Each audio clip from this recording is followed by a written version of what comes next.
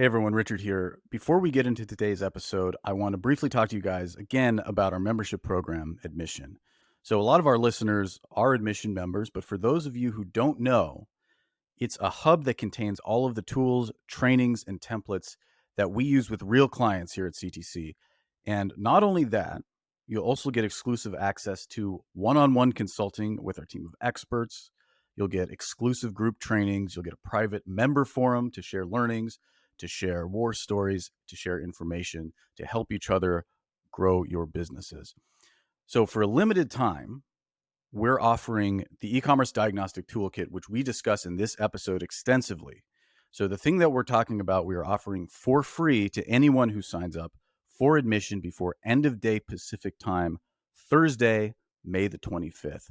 So please head over to youradmission.co, that's youradmission.co, and get started today. We'd love to see you there. All right, on to the show.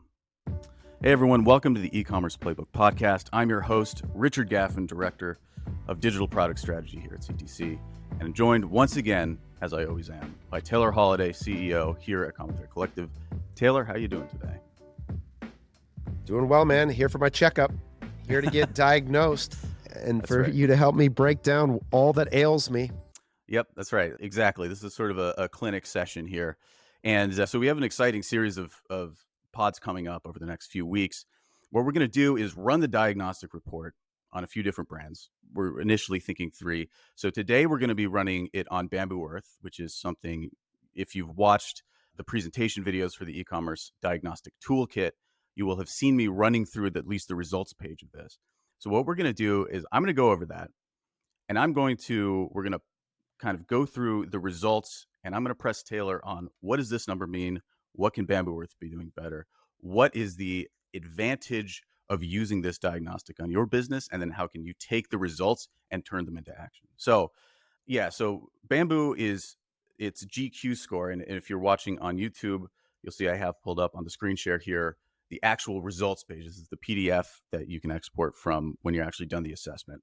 Bambu Earth's growth quotient is 119.7. And if you'll remember, if you've been listening for a while, you'll know that our sort of benchmark growth quotient score, the duckweed score, so to speak, the score at which you cross the threshold into being a brand that can grow in any environment, is 130. So that means Bambu Earth is right on the cusp, but there are certain things that can be done, or perhaps that need to be examined diagnostically, let's say, in order to get to that threshold. So we're at 119.7. Where can we make up those 10 points? Where can we start growing this? So, Taylor, let's jump into the table here. So this breaks down. Well, can Go ahead. I add one thing real fast? I Yeah. was just thinking about one of the things that we think about with GQ is to think about the number being illustrative of the growth potential of the business, Mhm. and that there would be a correlation between the score and the anticipated growth rate of the business, right? Right. So when a business scores in this 119.7 range, the question is like, okay, well, how fast does a business like that grow, right? And I think this is so I want to start with like Bambu Earth as a little bit of context. So like last year in 2022, Bambu Earth did $9 million in revenue. Okay. And this year so far, we're sitting here on May the 24th. We've done $5 million in revenue. Okay.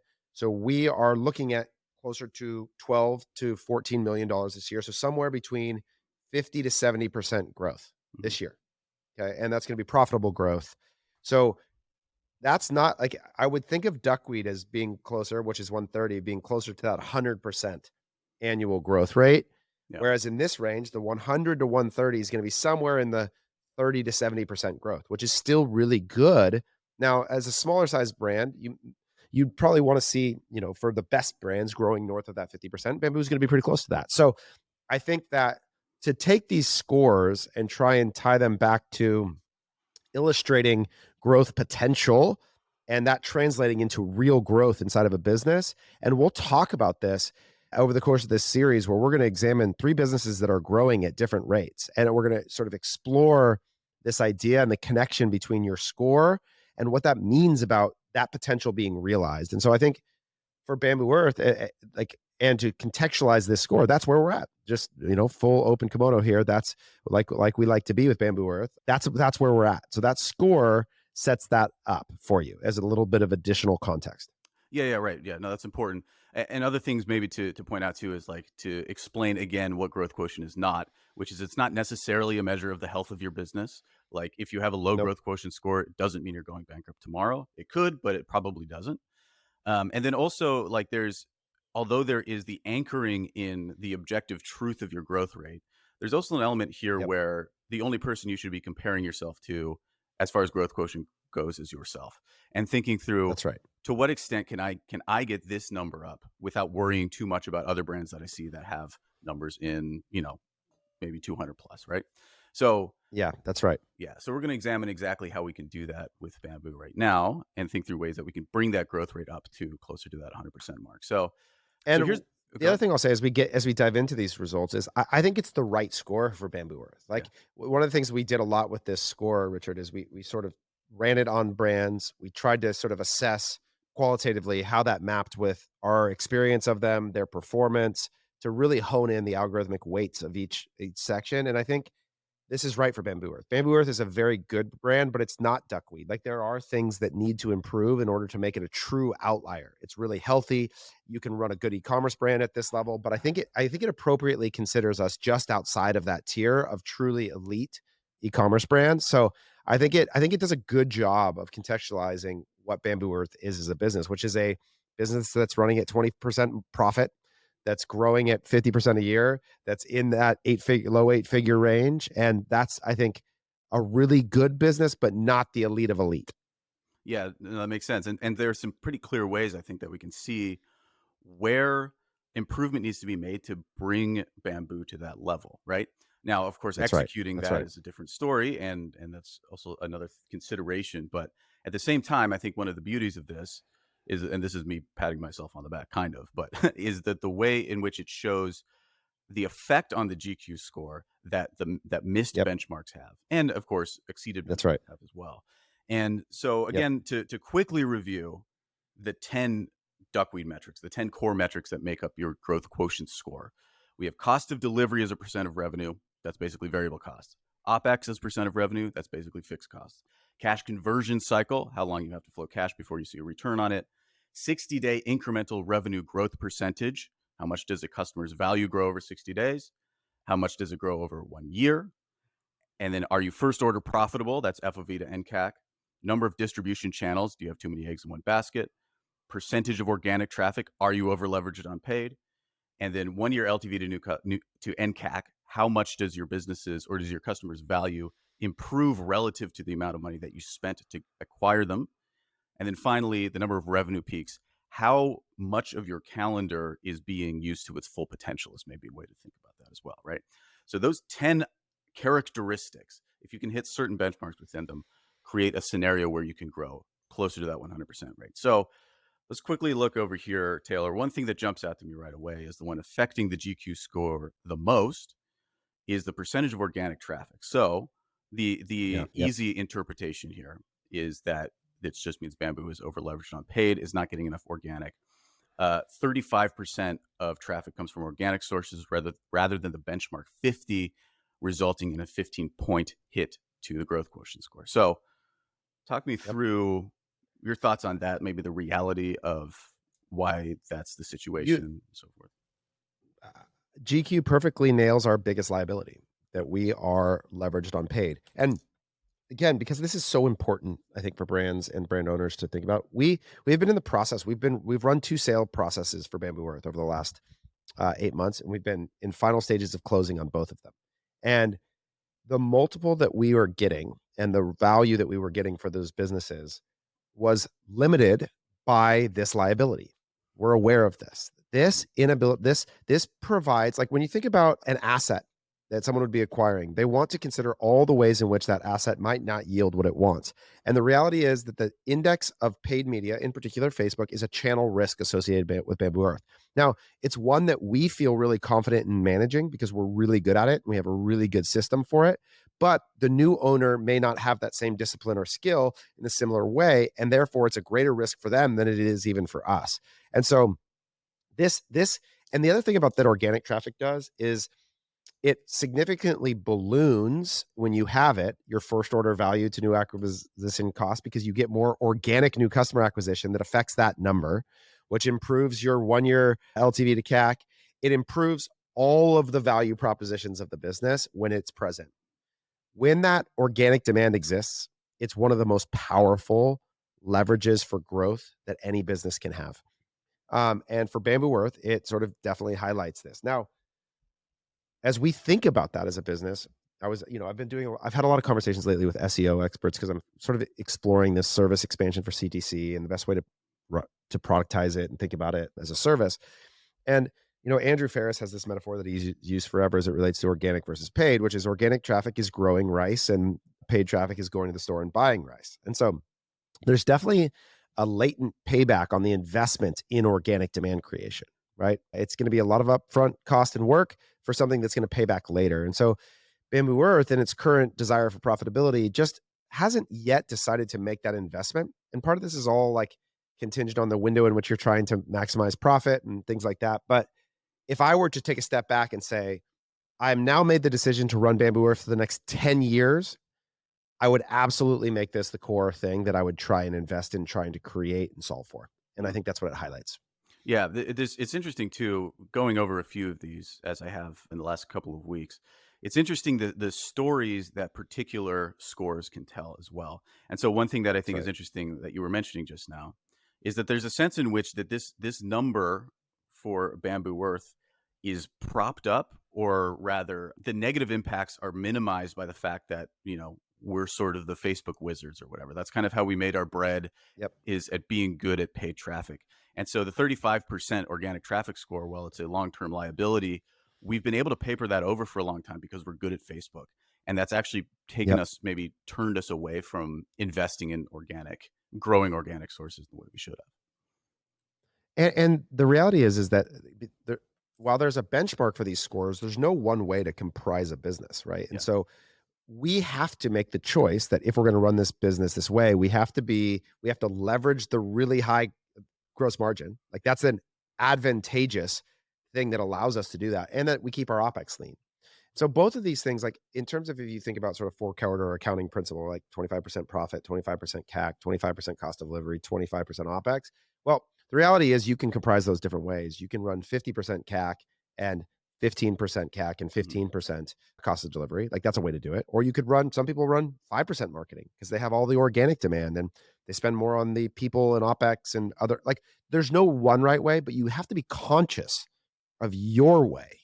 And for Right. us, we know our leverage point. We know the value proposition. We have high margin. We're great at Mhm. Facebook. We're great at cost caps, discipline, that sort.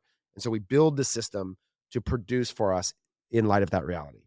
Yeah, and maybe another way to think about it too is that, like, Bamboo Earth can be a 130 GQ brand without bringing the organic traffic number up. Like, that's sort That's of right. the beauty of this as well, is that, like, if you're exceed benchmark in certain areas, it can bring you to a point where your growth potential is also still high. It's just, this is more like a way to think through, these are the realities of this business. And these are, if we can't, or maybe we're, we sort of understand that we're better at paid traffic or whatever, and we can make a decision to not invest in organic traffic growth and still be okay and still be growing because we're investing in other places where we might be stronger as well. Um, so as we look across this table, Taylor, is there anything else that jumps out to you that has a story behind it? Or maybe like another way to think about it too is like, in what way does this split GQ spread, the spread of scores, reflect the reality of Bamboo Earth as a business? I mean, I could go through every single one of them Let's do it. and talk about the unique dynamics. So let's run it down. So this Sure. is definitely an episode I would watch on YouTube if you can, or we're going to post on Twitter now, the long form. You can follow. You'll get that from at Taylor Holiday or at Common Thread Co. But just going down the line, Bamboo Earth has such a unique position of all of it. So cost of delivery. This is one of the core value propositions of this product category is that it is massively high gross margin. The actual higher percentage of the variable cost comes from shipping and fulfillment. Like the gross margin's close to 85-90%, Yeah. right? And so you have a really powerful leverage, and that's what skincare mostly is. We produce our own product. So our actual costs are in the bulk purchase of raw materials and then the production of the product itself. So we actually buy the raw materials and we manufacture the product, which does get to, I'll jump to point number 3 on the cash conversion cycle. Part of the reason we don't have a negative cash conversion cycle is because we bulk buy raw material, and that actually starts our cash conversion cycle. So we're buying, actual like raw ingredients for making moisturizer. And so because it's so cheap, we'll buy a lot of it and store it for a decent amount of time for production. And because it's not expensive enough, the cash conversion cycle not being negative isn't a dramatic impact on us. And it's a little bit of the novelty. Now, could we potentially solve that? And are there discussions about whether producing our own products worth it? Yeah, there is. And some of the buyers in the interactions didn't love that we did that. And so it's Mhm. just definitely a thing to consider. But right now, we're in a really healthy cash position. We don't have a lot of liability in that place. And so it's not something we're aggressively having to go after to solve for. So that's something to consider. Now, we could probably increase the growth rate by being willing to push customer acquisition costs up a little bit. If we had a negative cash conversion cycle, it might enable us to faster growth. So that's like sort of that trade off. But that's sort of one of the novelties with Bamboo Earth. We produce our own product, we bulk buy raw materials, and we produce it. So, you anything you want to ask about that? Oh, no, no. Well, yeah, I Nope. was just Keep gonna going. maybe not ask particularly, but just sort of point out that I think that raises a good point, which is that there's certain problems, although it may have a negative impact on your growth potential, there's certain problems that are just easier to solve or more efficient to solve than others. And so the idea Yeah. of like, yes, and this is maybe me coming from as somebody without operational experience, figuring out how to bring the costs or rather how to solve the cash conversion cycle problem for Bamboo Earth, given that you're manufacturing all your own stuff, seems like a whole thing, right? At this point. And there's Oh, other yeah, ways to definitely. solve for the bit. Like it seems like the organic traffic issue seems like a way easier and more pressing solve, even though there's a lot of potential on the cash conversion cycle piece. Does that make sense? Yeah, I don't know that either is easy. I think it's just like what is the biggest imperative? And like Yeah. when you have a lot of cash, like we have a lot of cash in the bank because the business produces like 80% free cash flow to EBITDA, which is like awesome. Solving for a negative cash conversion cycle on a low cost is not a huge necessity, right? Mhm. So even though it's not ideal in terms of it's more of like not necessarily the ease of problem, but just the hierarchy of them. So I would say that the organic demand, if I was going to invest dollars into solving a problem, would be a more immediate. It would like move higher up the list for me. So that's just sort of what I think about it. They're both hard. There's no easy problem necessarily, as much as just like hierarchically relative to our present position. Which one should we solve and why? Right. Okay. Um, Go ahead. Yeah, cool. Continuing down, the next thing I was going to talk about is OpEx, and I think we got into this a lot last episode, so I don't Mhm. need to belabor it. But we've gotten lean, and it makes a big difference. And there were things that we didn't need, and there was lessons that we learned, and we managed the business in a way that like keeps us able to produce a lot of profit because our operating costs are low. We have a warehouse in North Carolina, but the rest of the company's remote, et cetera, et cetera. So that's the reality. That really helps us. We're lean on the people side. Right. And then actually, I think it would make sense then to segue that into talking about retention, 60-day growth percentage. Because Yep. again, like we mentioned this last week as Yes. well, part of like the Bamboo Earth story that like if you're in the CTC community, you've probably heard a million times, is that the solve for Bamboo Earth, the big unlock was the 60-day retention. So we were losing money on first order. We thought we were getting killed. It turns out we were actually fine because of the way that the customer journey was basically over that period of time. Now, obviously, the situation is different, and we have to be lean. We have to be first order profitable. And our one thing, I ran this a couple of weeks ago, so it could have changed by now. But the 60-day incremental revenue growth percentage is actually below benchmark. It's almost there, but it's just a touch off. So Well, that's so sort of this is good. yeah, I would push back. So this is where if I were to say you should change a number, I think the 30 and 100 are actually elite, and the benchmark should be a little lower. Like Sure, if I were to argue about any metric, like no way Bamboo Earth at 28.87 in 60 days should be a negative score. Like that's a really, really good sure. score, actually, I think. So I think that I look at those and I go like, man, the 3100 are like that's and this is the tension between this phrase benchmark, which to me sends like it can be understood to mean like the average score, or it could Yeah. intended to mean the elite score, and I think you mean to mean it elite, Mhm. and that's fair. I think there's a like, just like we did with cost of delivery, where we went from 25 to say, like, that's, like, too aspirational. 30 is really still really, really good. I think if we took these down to, like, 25 and 85, it would give a view of Bamboo Earth that I think is probably more realistic, but nonetheless, both of these scores are part of the powerhouse that allows us to take break even on first order, which allows us to be aggressive about new customer acquisition growth, which allows us to constantly expand the existing customer revenue of the business over time. And it just makes it so that Bamboo Earth is a really safe growth story, which is we are disciplined that every month we take as much new customer volume as we can at break even and allow the existing customer revenue to just keep expanding over time. And as long as we keep doing that, keep growing the active customer file, the business is going to keep growing, the profit's going to keep expanding. And that's the plan Mhm. for the business. And it's because of that LTV. People love the product, they come back for it. We've got a good merchandising funnel where we go from mini kits to full size. We've got growing subscription. All these elements are components of the business that make the future look really good from a margin and revenue expansion for Bamboo. Right, that makes sense. Yeah, and I guess that these numbers are not too far off even that elite benchmark score, right? So the impact on overall GQ scores is minimal. Although we can also think about like maybe it does make sense to change the benchmark at some point.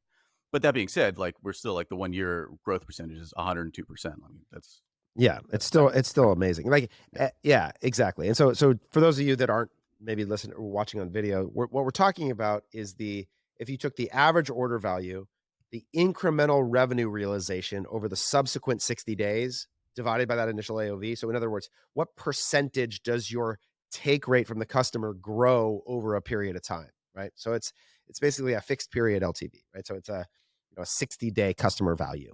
And that's what grows 28.87% in 60 days for Bamboo Earth and 102% in a year. And those numbers are what inform the way we think about the next metric, which is our first order value. And we would use big V value. We're talking about net value here Mhm. to connect to new customer acquisition costs. So, in other words, how much money do we make versus what we paid for it? This is sort of a ROIC principle, right? Like return on invested capital. We invest a certain amount of money in acquisition. How much money do we get back on day one, right away? And you'll see that our score is 0.06, which basically means we break even. And that is how we manage the business. We manage to a 1.4 AMER, which is break even on first order. And as long as we maintain that, we know that all the future value creation is net profit. It's just gain. And so that's the goal. That's the benchmark here is can you acquire new customers at first order profit? It's all gravy from there. Right.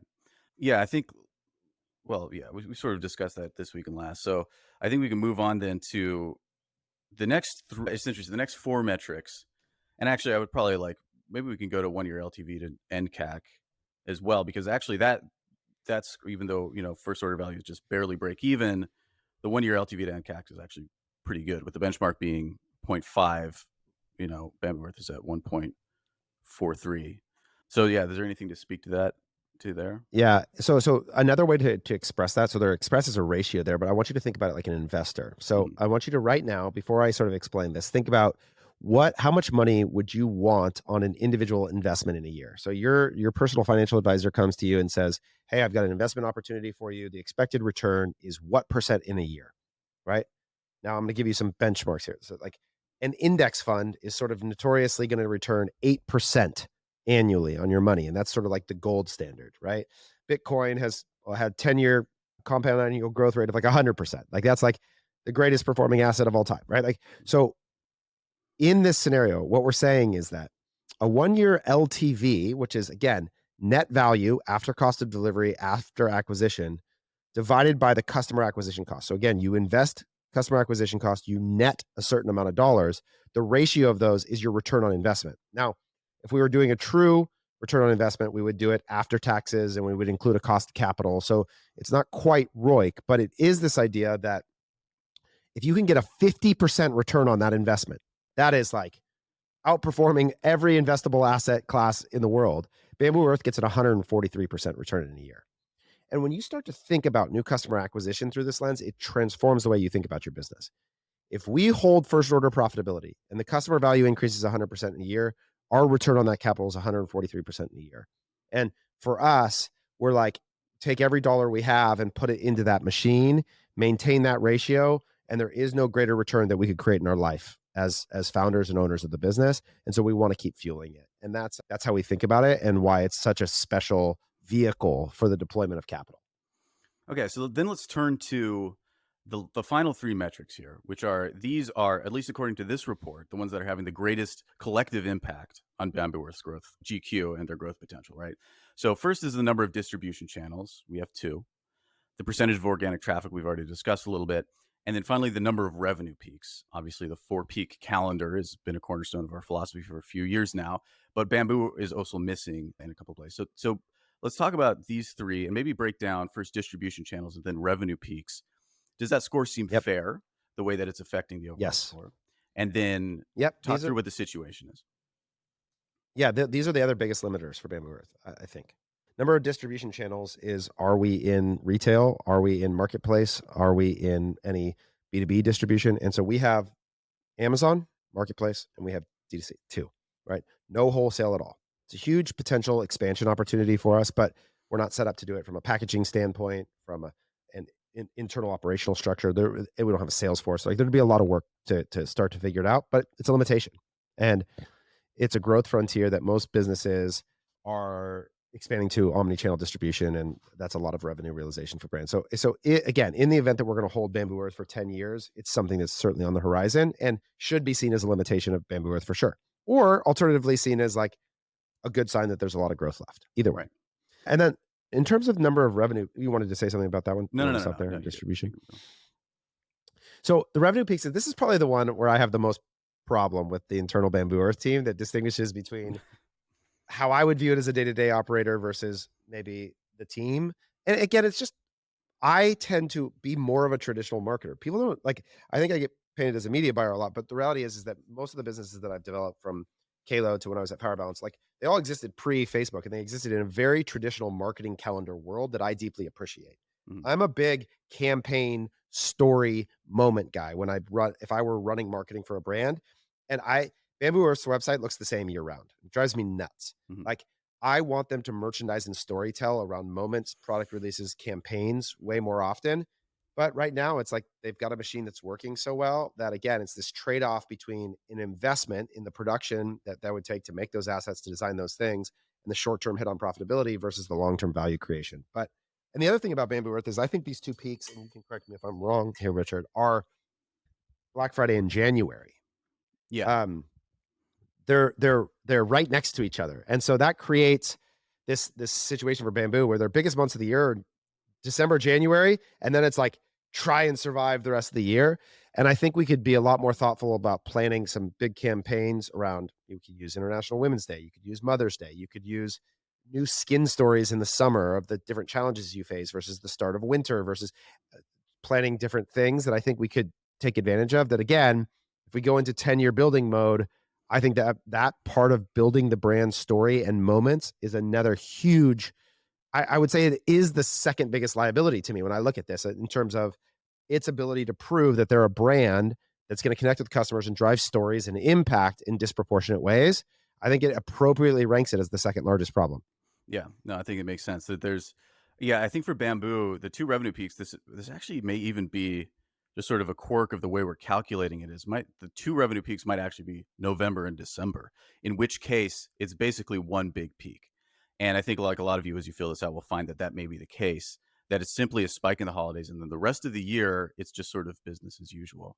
And I think we Yeah. talked a little bit about this on the podcast before, but there's so much opportunity. But the number one reason that people buy is because the opportunity to buy now makes sense to them, right?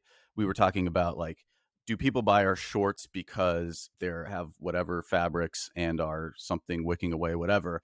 They don't. People buy shorts because it's summer and it's hot and they need them, right? And so I think, like, that's another huge advantage, or huge. There's a huge potential there to harness the number one reason people buy throughout the course of the year. And it's definitely something that Bamboo is missing on right now, because these two revenue peaks are actually kind of, as you were pointing out, one big revenue peak. Okay, so looking at this overall, then, just as we sort of look at all 10 metrics, the way that we stack up against them, what is the first thing that you would do? What does this tell you to do as far as action goes?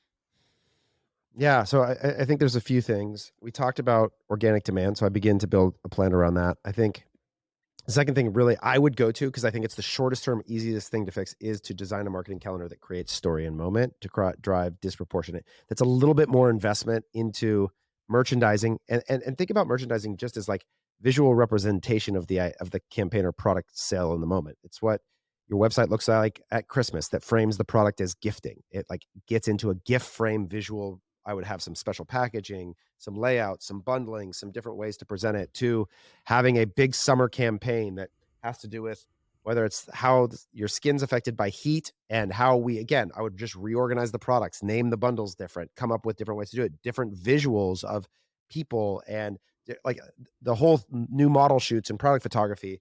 All of that would be the thing that I would go to first. And alongside that would be a content machine about all of those skin problems, stories related to seasons that would form up the SEO and organic traffic strategy. So it'd be a connection between a marketing calendar initiative that outlines all the core drivers for purchase, culturally trend moments, including product releases and promotions, that builds a content strategy that drives SEO and tries to capture some of that demand for organic traffic and solves those two at the same time.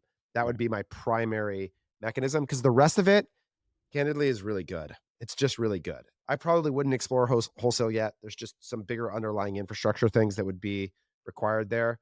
Amazon continues to grow as a portion of our business, so that investment, we've run out of inventory. We've got to sort of solve the supply chain side of Amazon to make sure we don't ever run out of stock there. Mhm. So there's some work to do on that demand planning side for Amazon. That's also something to solve for, and that's really it. That's the thing to go after in my mind. Yeah, no, that makes sense. So, okay, so here's a question then, and this is not meant to call anyone out or whatever, but like, what's preventing that from happening right now? These things tend to be like, well, so 2 things. One is we were in a sale process. Maximizing your TTM EBITDA in that Right. time is really important. And so investing, think about what goes into planning a campaign: photo shoots, production, product photography, like all this asset development that tends to be a front end investment, latent value capture, that's going to like increase your OpEx for a bit. And so it just was like sort of an unnecessary thing to do in the moment that we were in. Again, this all is this question that every business has to answer, which is, in what window are you attempting to maximize profit? Because you want to realize your investment in the window that you're trying to sort of maximize that outcome for sale, whatever. But for us, it's like just the period that we were in, deciding that we were possibly going to sell the business led us to not make short-term investment with long-term payback. And I think that's probably why. I also just think that, like, I don't know that Dave, who's the president, and Josh, I don't know that they share exactly my methodology for how I would run a business if I was running the day to day. Right. And obviously, we're all in constant dialogue, but they're doing so well that I'm also, there's a lot of space. Like, I don't have authority over them. They're doing a great job, and I Mhm. trust them. And my way is not the only way. And so they have space to operate, and we chat. And I think that they would, Ian, who's runs creative, he's been my partner for a really long time, is he's probably more of a brand guy, would like to see more of that happen. But at the same time, they've got a system and engine that's effectively driving profitable growth. And so it's hard to feel like you need to fix that when you're producing, 70% annual growth at 20 plus percent EBITDA. Like, that's just a Mhm. really healthy thing to do. So we're sort of nitpicking here in terms of the things that have to be done. Sure. But it's Yeah. more like, if we wanted to make this, $100 million business, what would we need to do? And I think that's where it would lie. Yeah. Well, and that's a good indicator too of like how much interpretive work I think has to go into understanding what this chart means relative to your business uniquely. And I think that's also a good illustration of the fact that this is a measure of growth potential rather than a measure of like the health of the business. Because as you're pointing out, Bamboo Earth is doing great. And the fact that it's not that it's missing, I mean barely, but missing the duckweed threshold or whatever is not necessarily an indicator that Bamboo Earth is in like a bad place or something like that. It's more that there are some pretty obvious levers to pull in order to expand growth, but of course you have to take into account everything that you know about the way the business operates in order to do that. That's right. Cool. All right. Well, so I think that kind of wraps that up. Is there anything else that you want to hit on this particularly on Bamboo Earth, on interpreting GQ scores? Anything else? Um, just that over the next 3 weeks, our hope is to start here with Bamboo Earth. Next week and the week after, we're going to have brands on slightly different portions of the spectrum. We're going to show you what a truly elite duckweed brand looks like inside of it. And then we're going to give you a brand that's facing more challenges to their growth and maybe is closer to flat or even year over year, and sort of analyze the difference. And I think it's just going to continue to reveal the power of this algorithm, right? Like this idea that there are these key inputs and drivers of growth that you can go and action against. And you'll notice in here that I'm a broken record on this, but there's nothing about how many iterations of ad creative we make. Like not to say that that's not a part of our process. It is. We make them, but the underlying mechanics that enable growth are they're genetic level. They're deeper than that about Mhm. the attributes of the business that you can go solve for. And you want to create the circumstances in which most of your ads are likely to drive the outcome that you want. And I think that's the reality of what Bamboo Earth is that a 1.4 AMER is not a high bar. That's not elite level Facebook performance. Like Mhm. I think it's like 40th percentile on our CTC data set in terms of our Facebook ROAS. Like it's not this remarkable Facebook ad account, but it drives a lot of volume inside of a really profitable business because the underlying business makes it so that the requirement of the efficiency isn't that high. Mhm. And that's actually what you want. You don't want your requirement of your ad performance to be astronomical because it's really hard to achieve. And you want to make it so that you're most likely to succeed most often. And that's Yeah. how we really are sort of trying to inform the world with this methodology. Yeah, definitely. I think like this is maybe one of the more tangible expressions of something that I think we've been trying to do, like a thought project that you've certainly been on for the last few years, which is that if you can establish a framework of basic truths about the world of business and the world of e-com, then the actual tactics you use to execute that, like that's you can sort of do whatever you want and survive in whatever circumstance. Because if the only thing you have is to make more ad creative iterations without understanding why or what that affects, then there's no real point. But because it's easy and you don't have to think about it, people often end up going to that anyway. But if you think about if creating maybe a bunch of iterations of ad creative is actually a way to affect probably FOV to NCAC, maybe a couple of other things as well, as a Yep. tool that is in service of that, if you even need to be working on that, then that's a place that you should be putting effort and thinking about. But you have to think about it in terms of this in sort of That's philosophical whole or whatever. that's a great way to sort of frame it. It affects 1/10 of these numbers. Hmm. Right? Maybe you could argue that offer design affects LTV too, and I would buy that, but that's not creative iteration testing. Like it affects 1/10 of this, Yeah. right? And so I think that's where it feels like when I say creative's overrated, what I mean is not that it's not important, but it's that it's should be treated as 1/10 of the problem. And I think if you put it into that context, then it really makes sense. And oftentimes it's just bad math. Like Hmm. the illustration I try and do with people is this idea that so I have a Twitter account, right? I've been tweeting for a long time. But let me see real fast if I can tell you over the course of my life how many tweets I've sent. Oh, I thought it told me this, but it's got to be in the tens of thousands of Yeah. tweets that I've sent. Okay, for Bamboo Earth, we've been around 7 years. We've probably created thousands of ads, maybe not tens of thousands. But if you said to me, Taylor, your growth strategy for your Twitter account is that the next tweet you write has to be better than every tweet you've ever written before it. Hmm. My likelihood that the next thing I write on Twitter is going to outperform all the 10,000 things that came before it is like zero. Hmm. The likelihood is about zero. The same is true for your ads. The likelihood that the next ad you make is going to outperform every ad that we've ever made in Bamboo Earth is basically zero, right? And I don't want to be beholden to my growth strategy contingent on the idea that I produce like 0.11, percentile outcomes. That means you are very likely to fail. Hmm. So instead, what I want to do is create the circumstance by which I don't need my next tweet or my next ad to be better than every other ad before it. In fact, I've got a lot of ads that I think are still really good. And in fact, most of my ads, if they're average, then I grow. Just like if my next tweet is average and Hmm. I produce enough of them, I keep growing. I don't want to have to produce these massive outliers. And so I think that's what we're trying to create is this circumstance in which you are likely to repeatably succeed by doing average things. Like that's actually what we want to happen. Right, right. Yeah, that makes sense. And of course, like the worst version of that scenario is that you're trying to create a 0.001% outcome. And if you were to create that outcome, it actually wouldn't matter that much because it's not the most urgent thing to you right now. Exactly. Right. And Right. that's Well, and like your margins still wouldn't be that good. Yeah. Like, Yeah, and you exactly. would, even when you didn't, you wouldn't capture that much value because you weren't in the right position to do so, because you had, not enough inventory because your cash conversion cycle sucks. Like, that's why this is that's such a great call out, Richard, is that, like, even when you do produce that outlier results, are you in a position to take advantage of it and reap the benefit of it necessary? And if not, then that sucks too. So Yeah, I think it's a great call out. I would really encourage everybody to go get this score. It's simple and will highlight for you actions to take immediately, and to help your whole team frame up a set of KPIs that you can action against as an organization, from your ops team to your marketing team to your retention leader. Everybody has a role to play in improving this score, and improving it will improve your business. great.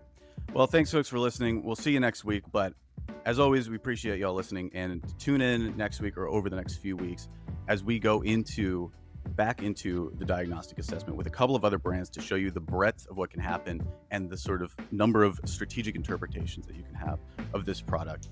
But of course, as always, we want to see your GQ. We want you to get this. We want to find out where you lie on this chart. So go ahead and get it.